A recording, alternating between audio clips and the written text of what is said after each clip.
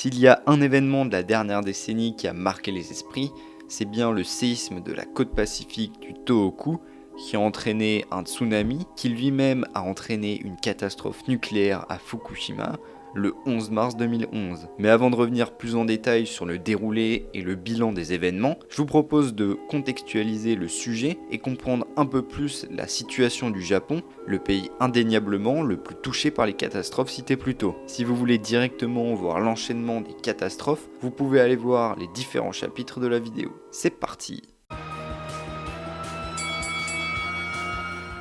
Le Japon est historiquement un des pays les plus touchés par les catastrophes naturelles. L'archipel compte énormément de volcans actifs qui mettent encore aujourd'hui les populations locales en danger. Et la plus grande catastrophe volcanique au Japon serait une éruption du mont Ontake en 1792 qui a coûté la vie à pas moins de 15 000 personnes. On retrouve également de nombreux typhons qui chaque année font énormément de dégâts matériels et causent aussi de nombreuses inondations et glissements de terrain. Outre ça, on retrouve aussi une forte activité sismique et tectonique, notamment car le Japon se trouve plus ou moins à la convergence de 4 plaques tectoniques importantes. De ce fait, il y a énormément de tremblements de terre dans la zone, que ce soit sur les terres japonaises en elles-mêmes, mais également au niveau sous-marin, ce qui tend à créer des tsunamis. Il faut bien comprendre que les tremblements de terre de magnitude 5 qui sont très rares en France se produisent des centaines de fois par an au Japon et que des tremblements de terre considérés comme exceptionnels en France se produisent plusieurs fois par an au Japon. Ainsi, un cinquième des séismes de magnitude 6 et plus se produirait au Japon.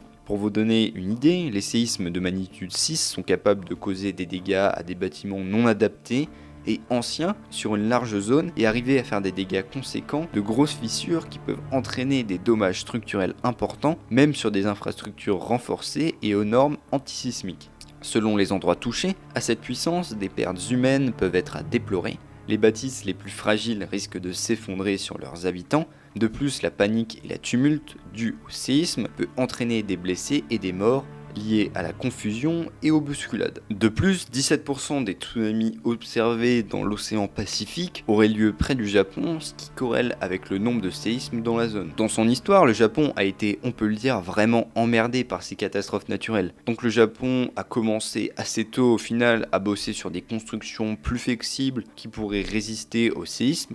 Cependant, c'est vraiment au XXe siècle qu'ils ont mis les bouchées doubles, notamment après le séisme de Kanto en 1923 qui a causé près de 100 000 morts, mais surtout après celui de Kobe en 1995 qui a fait près de 6 000 morts et qui a vraiment réveillé les Japonais sur le risque des tremblements de terre. Je vais pas entrer trop dans les détails, mais beaucoup de choses ont changé. Ils ont amélioré toutes les techniques de construction parasismique, ils ont mis en place une isolation sismique qui permet aux bâtiments de se déplacer indépendamment du sol lors du tremblement de terre, ce qui réduit considérablement les contraintes sismiques exercées sur la structure. Des systèmes d'amortissement afin d'absorber les énergies sismiques et réduire les vibrations du bâtiment. De nombreux vieux bâtiments sont renforcés et les normes globalement toutes rehaussées. De plus, la sensibilisation aux tremblements de terre est augmentée. On éduque les Japonais sur les gestes à faire et les comportements à avoir durant un séisme afin de limiter les dégâts humains. On voit aussi une augmentation de la technologie liée au repérage des tremblements de terre. On peut ainsi mieux prévoir les risques sismiques, avoir des informations rapidement et alerter plus vite. Cependant, après un peu plus de 16 ans de tranquillité, le Japon s'apprête à vivre une des pires catastrophes de son histoire. 11 mars 2011. Tout est calme, mais pas pour longtemps. À 14h46 et 23 secondes, l'un des plus puissants séismes de l'histoire se déclenche au large des côtes nord-est de l'île Honshu, une magnitude estimée plus tard à 9,1. Tout le Japon a ressenti des vibrations, mais c'est bien sur la côte est, et notamment les préfectures de Miyagi, Iwate et Fukushima, qui se trouvaient à un peu plus de 100 km de l'épicentre du séisme, que les secousses étaient les plus importantes. Sur ces quelques images, on voit les Japonais dépassés par les événements, cherchant à s'abriter et priant pour que leurs immeubles tiennent debout. Habitués au séisme, ils savent que ce n'en est pas un comme les autres, inhabituellement puissant, mais également infiniment long, plusieurs minutes, qui semble durer des heures. Mais on reviendra plus tard sur les conséquences, car dans le même temps, une deuxième catastrophe se prépare. C'est un peu technique, mais accrochez-vous. À cause du mouvement des plaques tectoniques, une immense quantité d'eau s'est mise en mouvement, créant des ondes extrêmement rapides qui se déplacent à travers l'océan. Dans les eaux profondes, ces ondes qui sont allées jusqu'à 800 km/h ne sont pas vraiment visibles à la surface. Cependant, lorsqu'elles s'approchent des côtes, ces ondes aquatiques, propulsées à des vitesses considérables, se confrontent à un espace de plus en plus restreint. Cette contrainte spatiale entraîne un ralentissement de la masse d'eau en mouvement. Néanmoins, l'énergie accumulée persiste, engendrant des vagues de plus en plus hautes et puissantes, caractéristiques distinctives des tsunamis. Donc en réalité, les grosses vagues des tsunamis n'apparaissent qu'aux abords des côtes, ce qui est vraiment piégeux. Après le séisme, tout le monde sait qu'il va y avoir un tsunami et des estimations commencent.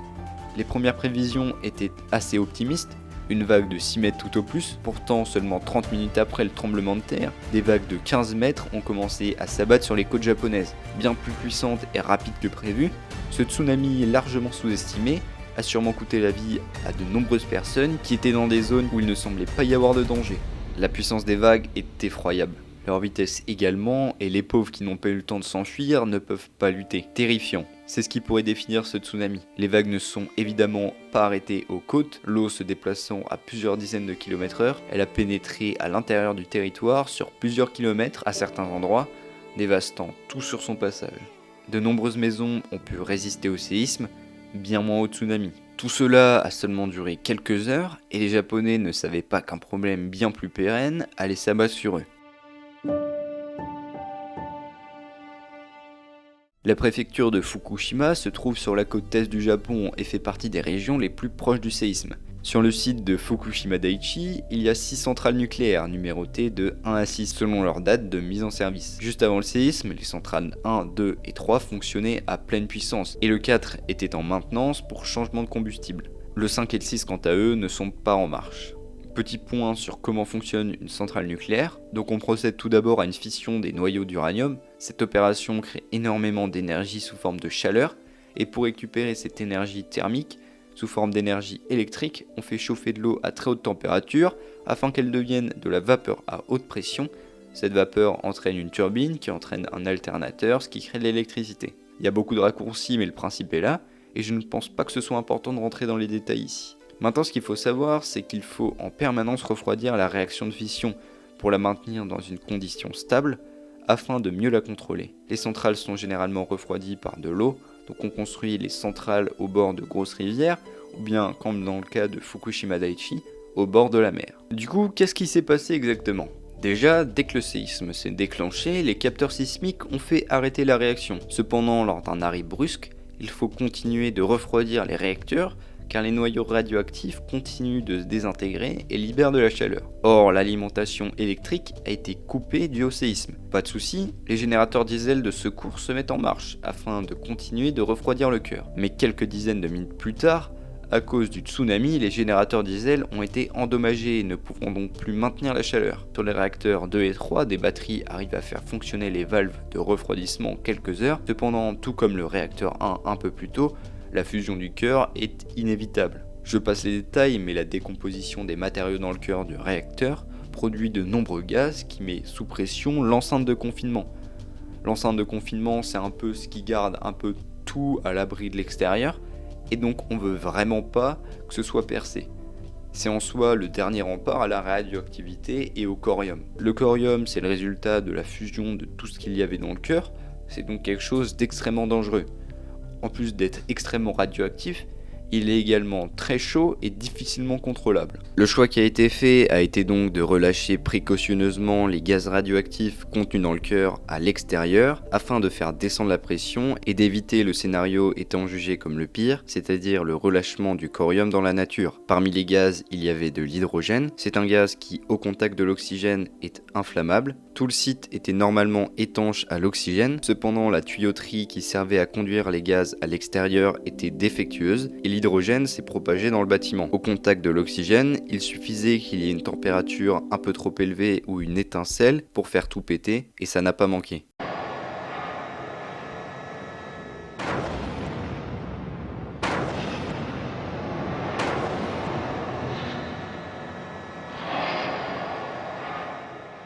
Les centrales 1, 2, 3 et 4 ont explosé. Cependant, bien que ce soit spectaculaire, les dégâts à l'enceinte de confinement du cœur sont négligeables. Bien que le réacteur 4 était en maintenance, il avait de la tuyauterie en commun avec le réacteur 3, ce qui a causé l'explosion. Et on peut aussi noter que le réacteur 2 a été moins bien géré que les autres, ce qui a entraîné un rejet d'éléments radioactifs bien plus important que pour les autres réacteurs. Dès qu'il y a eu la connaissance des problèmes de refroidissement, des équipes d'intervention ont été envoyées pour grossièrement balancer de l'eau froide pour éviter de plus gros problèmes. Par manque d'eau, ils ont dû utiliser de l'eau de mer au début, cependant avec tous les risques que ça peut entraîner, ça peut provoquer de la corrosion, des dépôts de sel, et ça refroidit finalement moins bien que l'eau douce. Donc l'eau douce a été utilisée dans un second temps, et on parle là de dizaines de milliers de mètres cubes d'eau, dont une grosse partie a été exposée à la radioactivité, que ce soit en entrant en contact directement avec le combustible fondu ou en étant en contact avec l'environnement qui était aussi contaminé. Alors ça peut ne pas paraître important, mais la question de l'eau de Fukushima est encore un sujet d'actualité. Au final, c'est des centaines de milliers de mètres cubes d'eau contaminés qui ont été stockés et filtrés sur le site de Fukushima Daiichi. La plupart des éléments dangereux ont été filtrés, cependant il reste du tritium qui n'est pas vraiment filtrable. Du coup, quand le Japon a annoncé vouloir balancer toute l'eau stockée sur Terre dans la mer, il y a beaucoup de personnes qui se sont excitées, de nombreux médias et de nombreuses personnes influentes entre autres.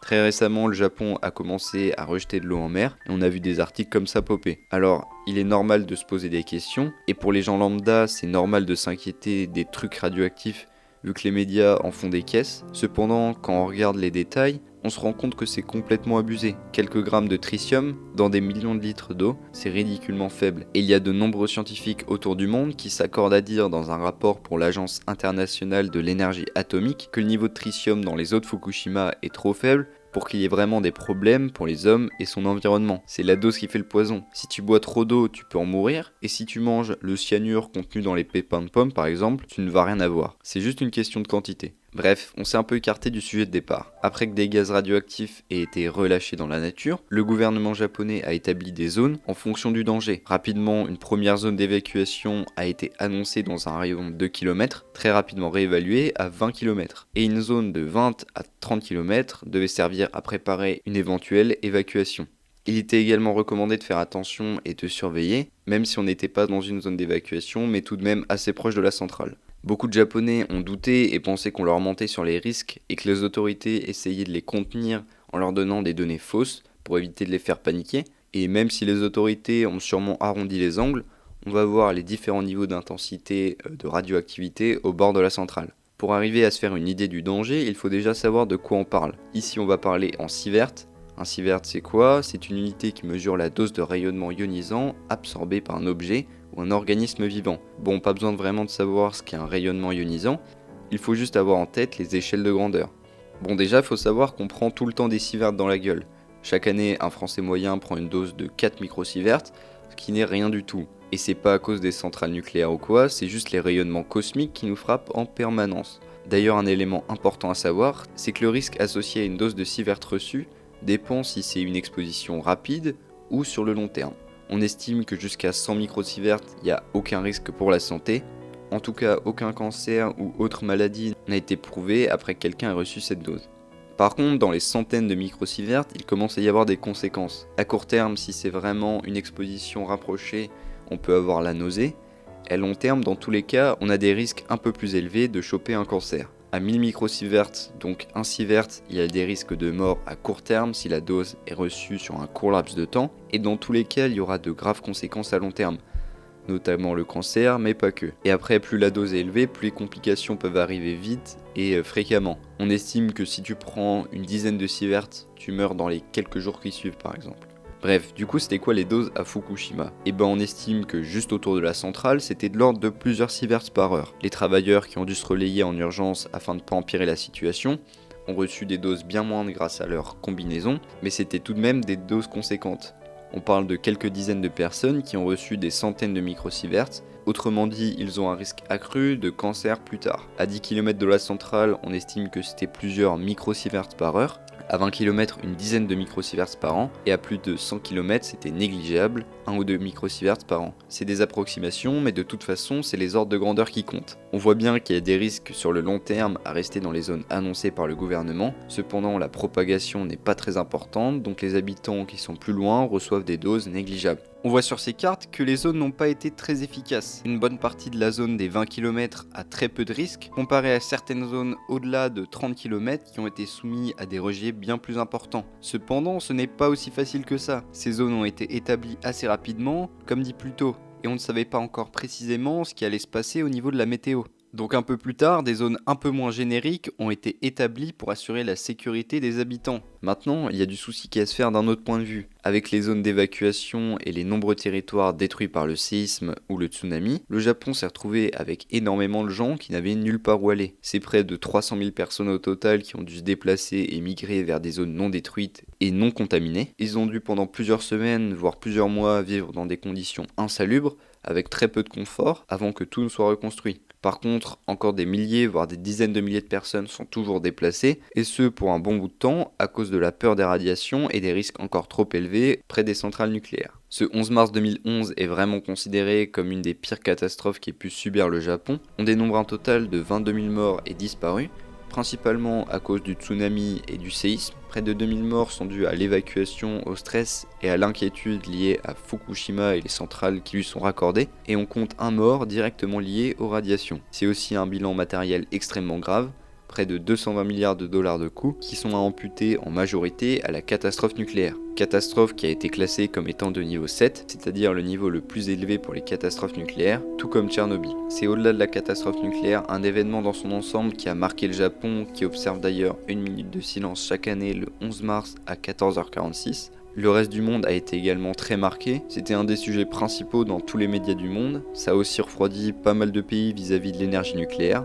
L'Allemagne a par exemple accéléré sa sortie du nucléaire. On a vu aussi pas mal d'œuvres qui y faisaient référence. C'est le cas par exemple de l'anime Zankyou no Terror. Aujourd'hui encore, la catastrophe est ancrée dans l'esprit de nombreuses personnes. Merci d'avoir regardé cette vidéo. Si elle vous a plu, n'hésitez pas à vous abonner. Ça m'aiderait énormément à bosser des sujets intéressants mais également très longs comme celui-ci. Sur ce, je vous dis à la prochaine.